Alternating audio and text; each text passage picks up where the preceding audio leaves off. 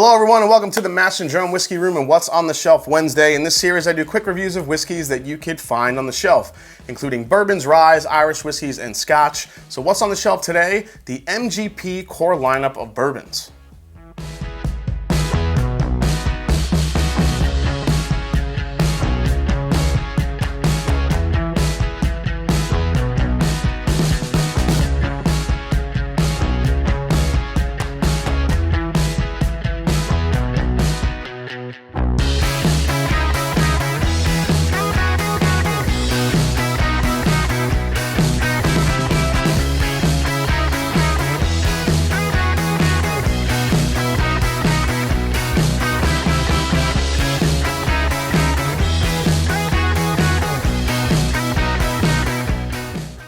MGP is well known for being the labeled and non-labeled source whiskey behind a ton of whiskeys at startup distilleries across the country.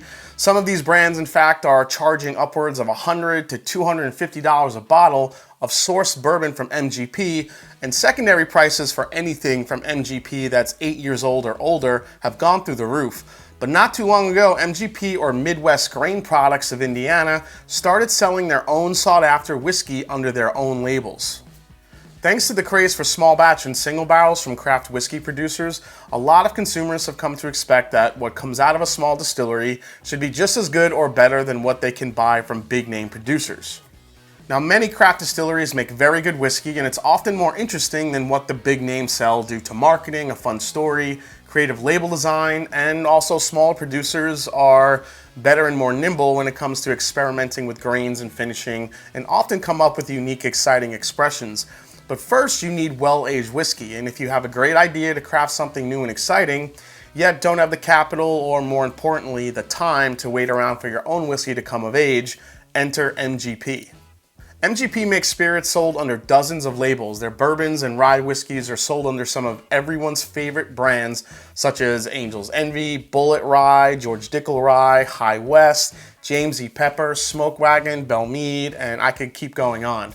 Now, the reason MGP products are so popular in the industry is simple. They make great whiskey and can distill in huge volumes. That said, MGP isn't always a welcome acronym seen or unseen on whiskey labels. For some reason, MGP has become something of a dirty word among certain whiskey drinkers because, one, it's made in Indiana, not Kentucky, and secondly, transparency. Some non-distilling producers hide the fact that they're sourcing their whiskey from MGP.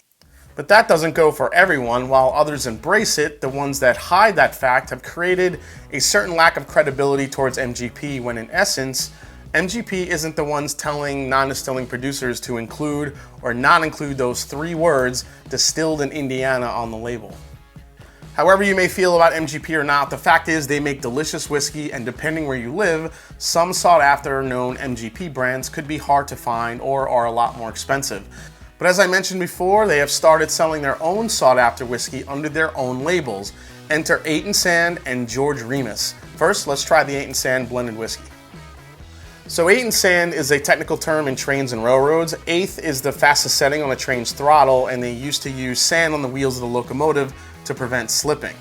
So to say 8 & Sand just basically means smooth travels. The label also states there's no additives, colors, or flavors used, and it's really just a combination of bourbons and whiskeys aged over 4 years.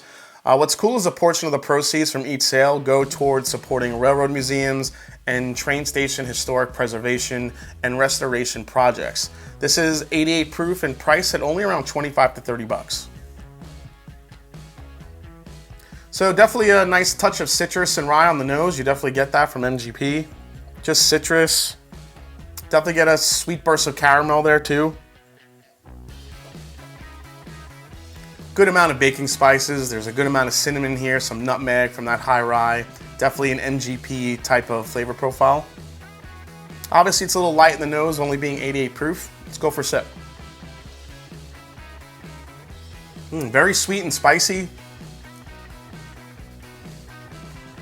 There's like this citrus strawberry combination going on up front. I know, which sounds weird for a bourbon, but there's definitely like this strawberry note that's going on, almost like Frankenberry cereal.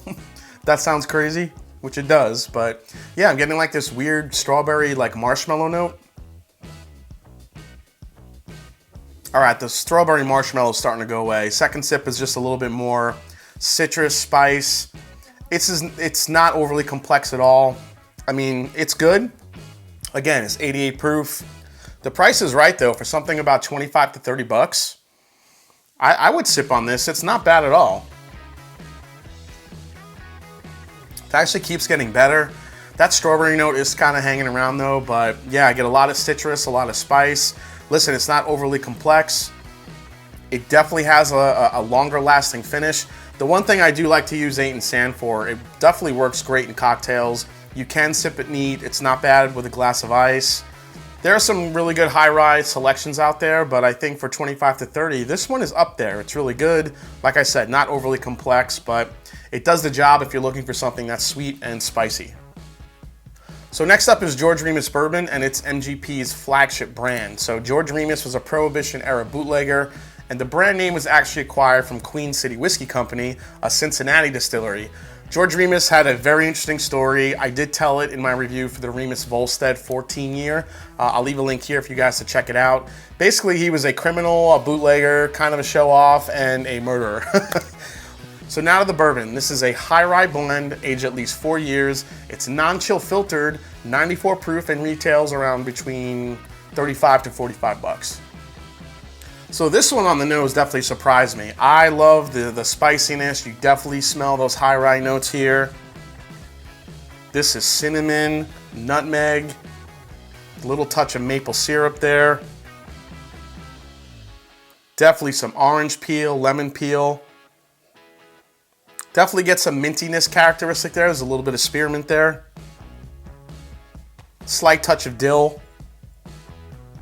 But yeah, this is definitely a good high rye bourbon. Definitely has that MGP profile there a little bit. All right, let's go for a sip. Man, I like this a lot. This is the non-chill filtered, really gives it a creamy mouthfeel to it. It's almost like citrus, like rind that I'm getting, like orange peel. So orange peel on the palate. Definitely some mintiness there. Not so much dill on the palate like I was getting on the nose. Really straightforward, really great flavors. Let's go for another sip. Yeah. For a high rye bourbon for about 35, 40 bucks, this is great. When I first tried this one really surprised me how good it was. Not to say that I didn't expect it from MGP to be anything bad, but you know, just when you're looking at labels throughout the liquor store, you kind of go to your old favorites. You see the label. It's not the best label in the world, but as far as flavor, there's a lot of flavor packed in this bottle. The citrus, the mintiness, the spearmint of it, the baking spices, a ton of baking spices on the back end, citrus, cinnamon, nutmeg. Definitely a little bit of allspice there. Go for one last sip of this one. Man, that black pepper note just kind of lingers on the back end. I'm telling you, if you like a high rye bourbon, if you like MGP, for 35 to 40 bucks, non-chill filtered, 94 proof. I mean, this is a really affordable, very delicious, well-rounded high rye bourbon from MGP. And like I said, these are on the shelf everywhere where I am. And I mean, it's probably cheaper than some MGP selections from other distilleries that I've seen, and it's really good. Next up is the premium offering in the series. So in 2016, MGP launched Repeal Reserve Label, which is an annual series that shows off their high rye profile bourbons with more age and more proof. So at the end of 2019, MGP released the third expression called Remus Repeal Reserve Number 3. So now the blend for this Series 3 includes 12% of a 2007 bourbon with their 21% rye bourbon mash bill, 78% of a 2008 bourbon with their 21% rye, and 10% of a 2008 bourbon with their 36% rye bourbon mash bill. Essentially, this is a blend of high rye bourbons aged 11 and 12 years, bottled at 100 proof and retails for about $85. That's right, it's available MGP over 8 years old for $85, not $200. Not $250. I'm just saying. All right, so let's go to the nose on this one. This one smells absolutely amazing. When this thing opens up, I will say there is a distinctive cherry cola note on this one, which I kind of like. Sometimes you get them in some of the Buffalo Trace products when you're thinking about George T. Stagg, even some of the Eagle Rare Select picks with that deep, rich cherry cola note.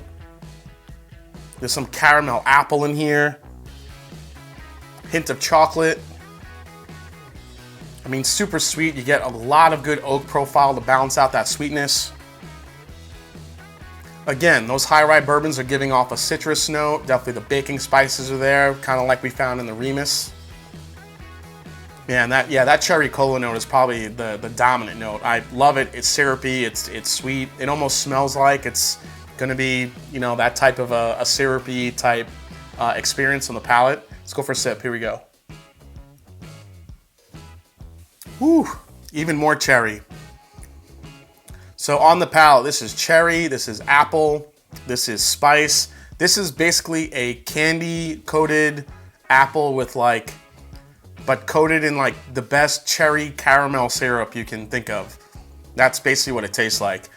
It also has a little bit of hint of that orange spice that I was talking about that we found in the regular Remus, especially on the back end. Goes along with those baking spices too. This definitely, you can taste the age on this a little bit. Good amount of oak, good amount of tannins here, some spice. Definitely a little bit of lingering pepper spice as well.